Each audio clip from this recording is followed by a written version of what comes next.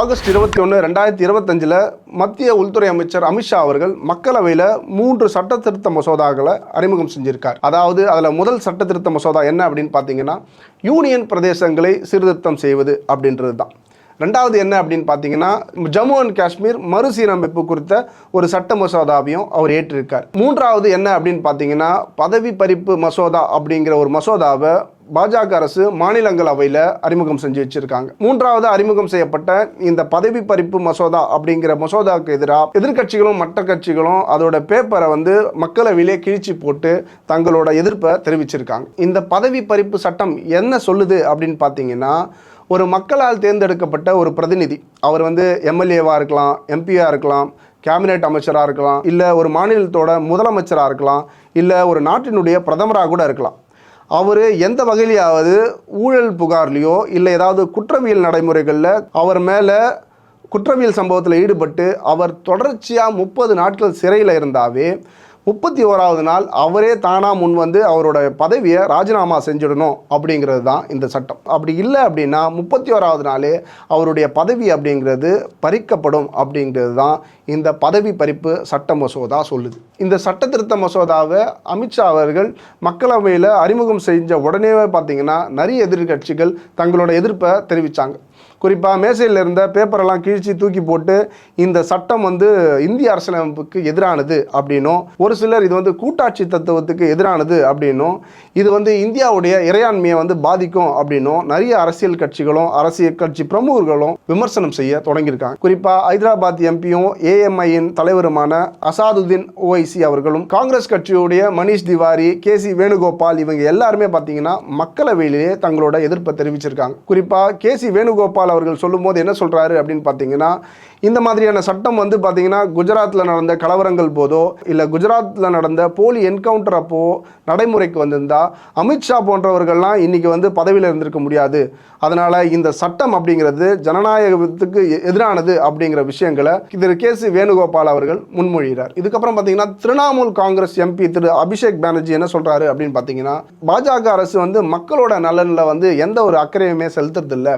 அவங்க எப்பவுமே இந்த அதிகார பலமும் பண பலத்தையும் பெருகிக்கிற ஒரு வேலையை மட்டும்தான் இந்தியாவில் செய்கிறாங்க அப்படின்னு ஒரு குற்றச்சாட்டை இந்த சட்டத்திருத்த மசோதாவுக்கு எதிராக சொல்லியிருக்கார். அது மட்டும் இல்லாமல் வயநாடு தொகுதி எம்பியான பிரியங்கா காந்தி அவர்களும் இந்த சட்டத்துக்கு எதிராக தங்களுடைய எதிர்ப்பை சொல்லியிருக்காங்க.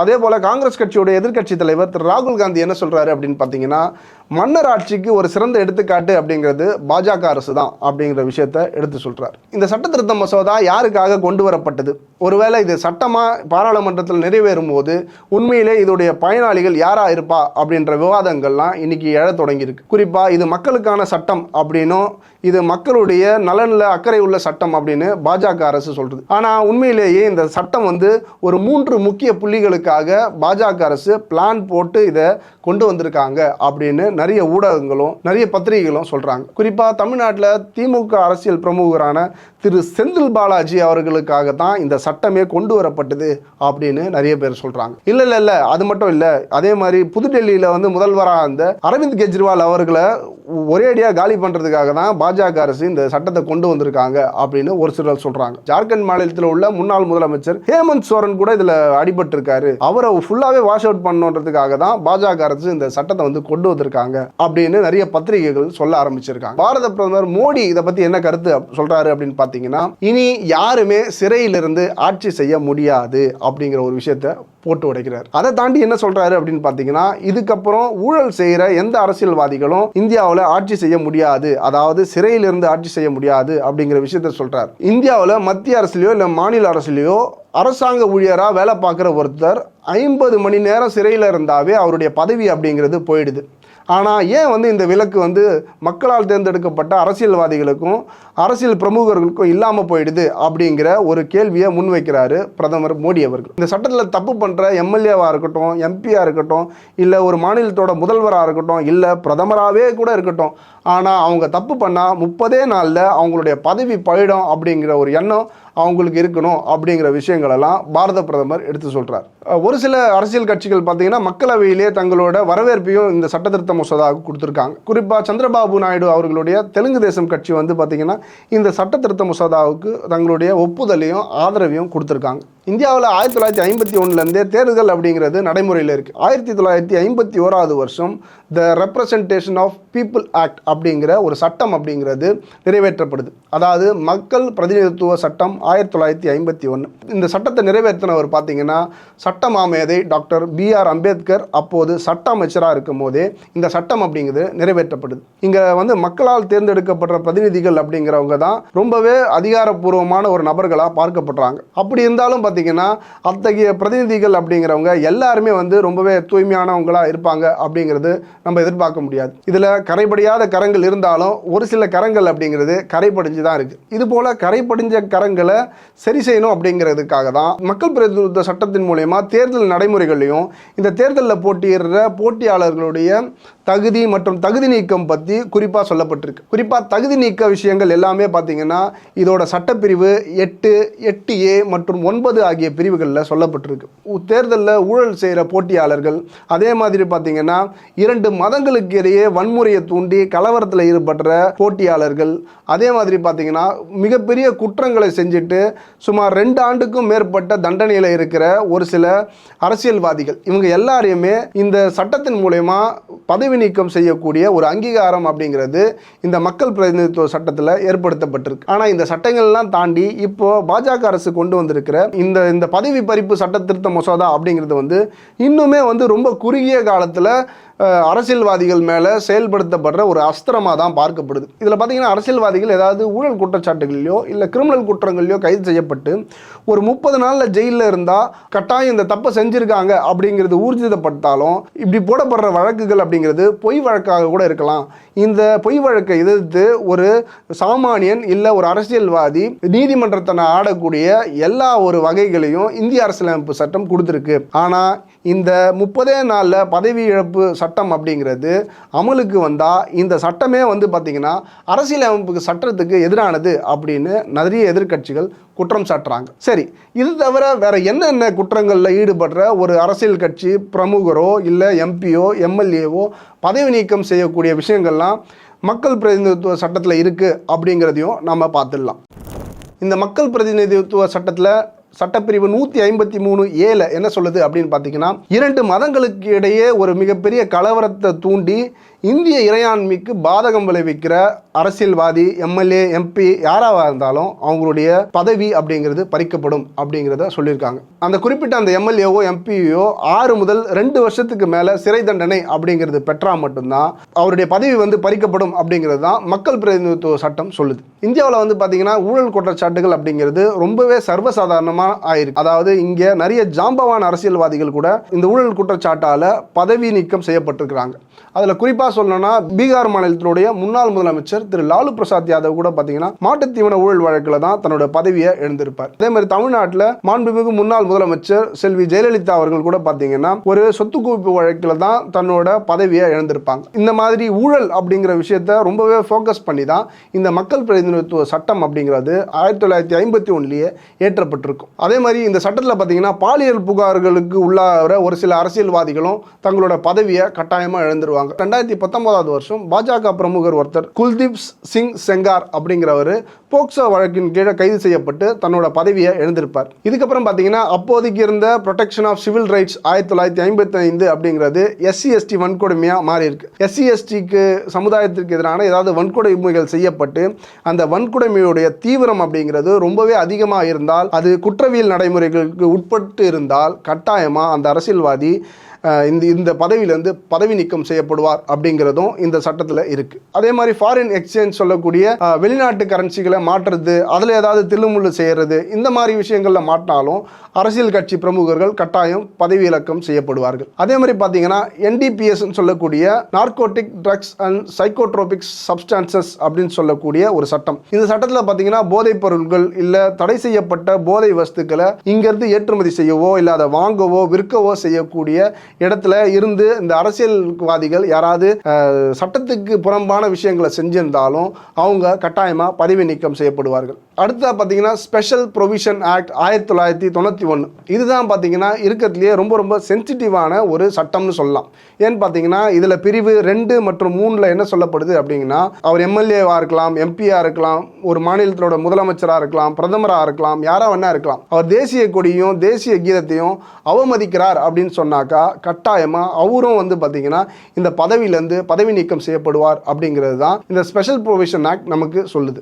இது தவிர பார்த்தீங்கன்னா சதி கொடுமையில் ஈடுபடுற ஒரு சில அரசியல்வாதிகள், இதில் நேரடியாகவோ இல்லை மறைமுகமாகவோ ஈடுபடுற அரசியல்வாதிகள், தீவிரவாத தடுப்பு சட்டத்தின் மூலமா ஒரு சில வெளிநாட்டில் இருக்கிற தீவிரவாதிகளுக்கு இங்கே அடைக்கலம் கொடுக்கறது, இல்லை இங்கே அவங்களுக்கு ஊக்கம் கொடுக்கறது, அவங்களுக்கு எந்த வகையால் உதவி செய்கிறது, இதெல்லாம் செஞ்சால் கட்டாயமாக அந்த அரசியல்வாதி பதவி பறிப்பு செய்யப்படுவார். அதே மாதிரி வரதட்சணை கொடுமையில் நேரடியாக சம்பந்தப்பட்ட ஒரு சில அரசியல்வாதிகளும் தங்களோட பதவியை இழக்கிறதுக்கான எல்லா வாய்ப்புகளுமே இந்த சட்டத்தில் இருக்குது. அதே மாதிரி உணவுகளில் கலப்படம் செய்கிறது, உணவு மற்றும் சாப்பிடக்கூடிய பொருட்களில் வந்து கலப்படம் செஞ்சு அதை ஏற்றுமதி செய்கிறது, இந்த மாதிரியான விஷயங்களில் தொடர்புபடுற ஒரு சில அரசியல்வாதிகள் கூட தங்களோட பதவி இழப்பு செய்கிறதுக்கான எல்லா வாய்ப்புகளுமே இந்த மக்கள் பிரதிநிதித்துவ சட்டம் நமக்கு செஞ்சு கொடுத்துருக்கு. இப்படிப்பட்ட மக்கள் பிரதிநிதித்துவ சட்டம் அப்படிங்கிறது மக்களை முன்னிலைப்படுத்தி அரசியல்வாதிகள் செய்கிற தப்பையும் வந்து தட்டி கேட்டு அவங்கள பதவி இழப்பு செய்யக்கூடிய ஒரு சில விஷயங்களெல்லாம் நமக்கு இந்த சட்டங்களில் கொடுத்துருக்கு. ஆனால் இருந்தாலும் இந்த சட்டங்கள் எல்லாமே சரியாக அமல்படுத்தப்படுதா? அப்படி அமல்படுத்தப்பட்டிருந்தா ஏன் ஊழல்வாதிகள் அடுத்தடுத்த எலெக்ஷனில் வந்து இவங்க போட்டிடுறாங்க? இந்த சட்டமும் இந்த சட்ட பிரிவுகளும் என்ன சொல்லுது? இது எதுவுமே மக்களுக்கு உரிய ஒரு சட்டமாக பார்க்கப்படலையே அப்படிங்கிற ஒரு பொதுவான கேள்விகள் அப்படிங்கிறது எல்லார் மனசுலையும் எழுது.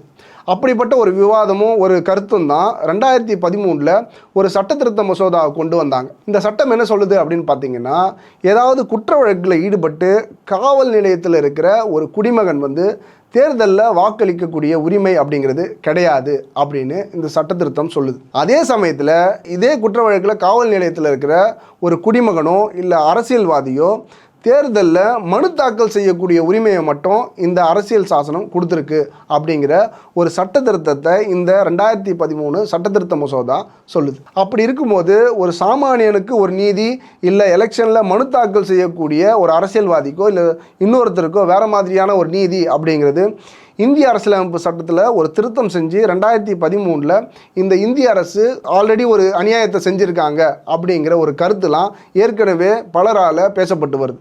ஒரு பக்கம் பாஜக அரசு வந்து இடி போன்ற அமலாக்கத்துறையை கையில் வச்சுக்கிட்டு இங்கே உள்ள அரசியல்வாதிகளையும் அரசியல் காட்சிகளையும் ஒடுக்கி வராங்க அப்படிங்கிற ஒரு கருத்தும் பேசப்பட்டு வருது. இது மட்டும் இல்லாமல் யூனியன் பிரதேசங்கள் எல்லாத்தையுமே தங்களோட கட்டுக்குள்ளே வச்சுக்கணும்னு பாஜக நினைக்குது அப்படிங்கிற கருத்தும் நிறைய இடங்களில் பேசப்பட்டு வருது. இதெல்லாம் ஒரு புறம் இருக்க, நேரடியாகவே ஒரு சில அரசியல்வாதிகளை முடக்கணும், அவங்களுடைய செயல்களை முடக்கணும் அப்படிங்கிறதுக்காகவும் சம்பந்தப்பட்ட அந்த இடங்களை கைப்பற்றணுன்றதுக்காக தான் பதவி பறிப்பு சட்டத்திருத்த மசோதாவை மக்களவையில் அறிமுகம் செஞ்சுருக்காங்க. இது வந்து சட்டமாக விடக்கூடாது அப்படின்னு நிறைய கட்சிகள் பேச தொடங்கியிருக்காங்க. இதற்கு உச்சநீதிமன்றம் முதற்கொண்டு எதிர்ப்பு குரல் வந்து தெரிவிச்சிருக்காங்க. அதனால் இந்த இடியுடைய வேலைகள், அவங்களுடைய செயல்கள் அப்படிங்கிறது கொஞ்சம் கொஞ்சமாக குறைய ஆரம்பிச்சிருக்கு. சமீபத்தில் ராகுல் காந்தி அவர்கள் தேர்தலில் நிறைய வந்து தில்லுமுள்ளு நடந்திருக்கு, இந்த பாஜக அரசு வந்து தேர்தல் ஆணையத்தோடு சேர்ந்து கூட்டு வச்சுக்கிட்டு நிறைய தவறுகள் வந்து செஞ்சுருக்காங்க அப்படின்னு ப்ரெஸ் மீட்டில் நிறைய விஷயங்களை வெளியிட்டிருக்கார். தமிழ் சினிமாவில் பார்த்தீங்கன்னா தென்னவன் அப்படிங்கிற ஒரு படம் வந்து ரிலீஸ் ஆகிருக்கும். இந்த படத்தில் வந்து விஜயகாந்த் அவர்கள் தேர்தல் கமிஷனராக அந்த படத்தில் அவர் வந்து நடிச்சிருப்பார். இதில் பார்த்தீங்கன்னா அவர் ஒரு சில சிறப்பு அம்சங்களை சொல்லுவார். குறிப்பாக அரசியல்வாதிகளை திரும்ப பெறும் சட்டம் அப்படின்ற ஒரு சட்டம் அதில் வந்து நிறைவேற்றிருப்பார். இந்த சட்டம் எதுக்காக அப்படின்னு பார்த்தீங்கன்னா, ஊழல் பண்ணுற மற்றும் மக்களுக்கு விரோதமான செயல்களை செய்கிற அரசியல்வாதிகளை மக்களே வந்து திரும்ப பெறும் ஒரு உரிமையை வந்து கொடுக்கணும் அப்படிங்கிற ஒரு விஷயத்தை அதில் பதிவு செஞ்சிருப்பார். இந்த சட்டத்துக்கும் இப்போ அரசாங்கம், அதாவது பாஜக அரசு கொண்டு வந்திருக்கிற இந்த பதவி பறிப்பு சட்டத்துக்கும் என்ன ஒரு வித்தியாசம் அப்படின்னு பார்த்தீங்கன்னா, இதில் வந்து அரசாங்கமே வந்து அந்த சம்பந்தப்பட்ட அரசியல்வாதியுடைய பதவி வந்து பறிக்குது. ஆனால் தென்னவன் படத்தில் சொல்லியிருக்கிற இன்னொரு விஷயங்கள் பார்த்தீங்கன்னா, மக்களே வந்து முன் வந்து அவங்களுடைய பதவிகளை பறிக்கிறது அப்படிங்கிறது.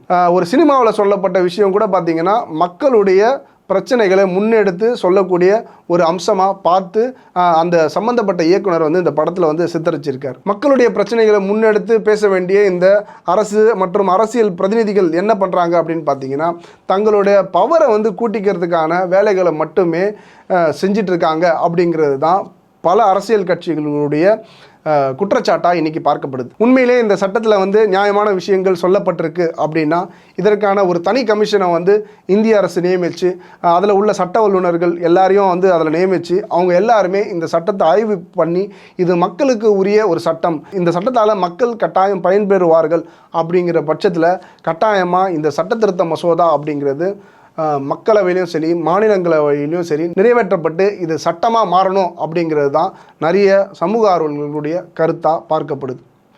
இது நீதி செய், ஜஸ்டிஸ் ஃபார் ஆல்.